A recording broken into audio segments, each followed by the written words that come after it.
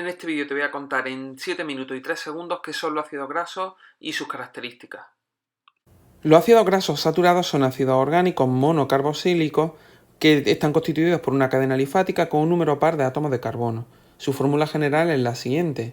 Tenemos un CH3, un número variable de CH2, ese N, número variable, será de 10 a 22, y finalmente un grupo carboxilo, aquí lo tenéis, COH, que puede ver desarrollado, que tiene un doble enlace con el oxígeno y un enlace con OH. Los ácidos grasos saturados no tienen dobles enlaces, por lo tanto son rectilíneos y son sólidos a temperatura ambiente por la fuerza de Van der Waals que forman sus cadenas hidrocarbonadas entre sí. Un ejemplo sería el ácido palmítico, que tiene 16 carbonos y por lo tanto tendrá 14 CH2, más el carbono del CH3 más el carbono del grupo carboxilo dan lugar a los 16 carbonos. Otro ejemplo sería el esteárico con 18 carbonos. Un carbono del CH3, 16 CH2, por lo tanto 16 carbonos, y un carbono adicional del grupo carboxilo. Aquí podemos ver las fórmulas del ácido palmítico y podemos ver también su estructura molecular. Vemos que no hay ningún doble enlace. Aquí tenemos también el ácido esteárico.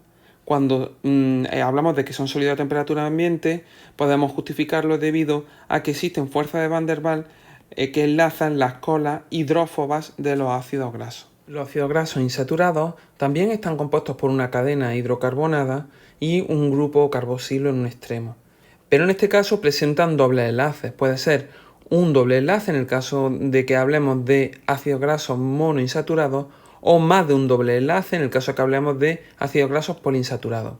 Son líquidos a temperatura ambiente, ya que hay dobles enlaces que generan codos y eso hace que los giros de la molécula eviten que se generen fuerzas de Van der Waals, es decir, hay menos fuerzas de Van der Waals que las que se forman entre los ácidos grasos saturados. ¿Por qué? Porque estos codos hacen que tengan una disposición en el espacio que no encaje o que no se acerque a otras colas hidrófobas de otros ácidos grasos. Pueden ser monoinsaturados como el oleico, que tiene 18 carbonos y que tiene un doble enlace entre el carbono 9 y el 10. Este ácido graso insaturado es el principal constituyente del aceite de oliva. Aquí tenéis su fórmula. Por otro lado tenemos los poliinsaturados como el linoleico con 2 insaturaciones o el linolénico que tiene 3 insaturaciones. Ambos están constituidos por 18 carbonos. También tenemos el ejemplo del araquidónico con 4 insaturaciones y que tiene 20 carbonos. Aquí veis la fórmula. Por lo tanto, al estudiar un poco en profundidad su fórmula y su estructura, vemos el doble enlace en el centro en el caso del ácido palmitoleico y podemos ver que eso genera un codo y ese codo va a hacer que no pueda encajar bien o no se acerque lo suficiente a otras colas hidrófobas de otros ácidos grasos y genere menos fuerza de Van der Waals, por lo que entonces son líquidos a temperatura ambiente. Dentro de los ácidos grasos tenemos que destacar las propiedades físicas. Tienen un carácter muy importante, el carácter anfipático. Al ser anfipático queremos decir que tienen una parte hidrófila y otra hidrófoba. La zona polar, es decir, el grupo carboxilo, será la parte hidrófila. Este grupo carboxilo tiene tendencia a formar puentes de hidrógenos con moléculas polares, como por ejemplo con el agua.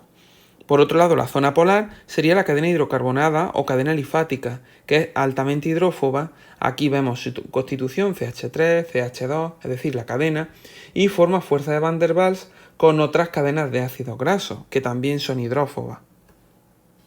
Su punto de fusión va a depender de la longitud de la cadena. Cuanto mayor es la longitud de la cadena, mayor es el punto de fusión, puesto que puede formar más fuerza de Van der Waals entre la parte hidrófoba, como vemos aquí, estos enlaces de aquí.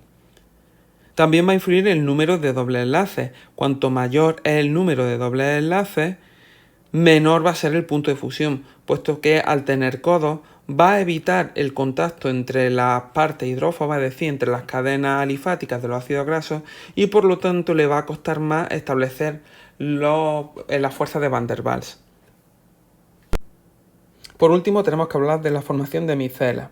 Para ello tenemos que recordar que la zona polar, es decir, el grupo carboxilo, es hidrófilo, tiene apetencia por el agua, mientras que la cadena hidrocarbonada, que era la zona polar, es hidrófoba, huye del agua. Por lo tanto, debido a este carácter anfipático, al estar en contacto con el agua, los ácidos grasos se orientan de la siguiente manera: las cabezas hacia el agua y las colas en dirección opuesta. Así pueden formar micelas, que sería esta estructura en la que todas las colas están enfrentadas hacia un punto, mientras que las cabezas interactúan con el agua formando puentes de hidrógeno. También tenemos la disposición de bicapa, en la que vemos cómo en la cabezas se disponen hacia una disolución acuosa y las otras cabezas hacia otra disolución acuosa. Esto es lo que ocurre, por ejemplo, en las células, puesto que el exterior celular es de base acuosa y el interior celular, el citoplasma, también, quedando el interior una zona hidrófoba. Por último tenemos la monocapa. En la monocapa las cabezas hidrófilas se disponen hacia el agua, mientras que las colas hidrófobas se disponen hacia el aire. Dentro de las propiedades químicas tenemos que destacar la esterificación y la saponificación, que son reacciones inversas. En primer lugar, la esterificación consiste en la reacción entre un grupo carboxilo de un ácido graso y un alcohol. En esta reacción se va a producir un enlace de tipo éster y se va a liberar una molécula de agua. Bien, en este caso la glicerina tiene 3 OH disponibles, 3 grupos alcohol disponibles, por lo tanto se le pueden unir 3 ácidos grasos. Al realizarse la reacción de esterificación vemos cómo se une el primer ácido graso formando enlace tipo éster, el segundo y el tercero. Al formar 3 enlaces de tipo éster se liberan 3 moléculas de agua, es decir, 1 por cada enlace de tipo éster realizado. La saponificación es una reacción inversa o contraria a la esterificación.